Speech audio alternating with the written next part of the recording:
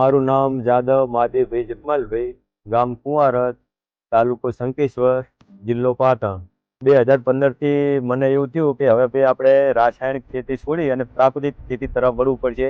કારણ કે આ રાસાયણિક ખેતીથી કેન્સર, એટેક ભયાનક દર્દો વધી રહ્યા છે અને આપણી જમીન પણ બંજર બની રહી છે. ફળદ્રુપતામાં ઘટાડો આવી રહ્યો છે.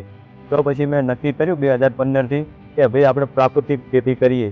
પ્રાકૃતિક ખેતીની અંદર ઝીરો બજેટ ખેતી કહેવાય. યાર કોઈ ખર્ચો નહીં, જીવામૃત બનાવો, એની અંદર મહેનત થોડી વધારે પડે, તમને મહેનત કરવી જોઈએ.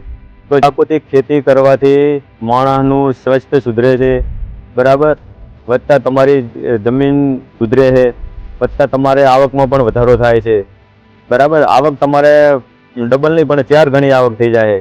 આપણે નરેન્દ્રભાઈ મોદીએ કીધું હતું કે ભાઈ આપણે 2025 સુધીમાં આપણે ખેડૂતની આવક ડબલ કરવાની છે.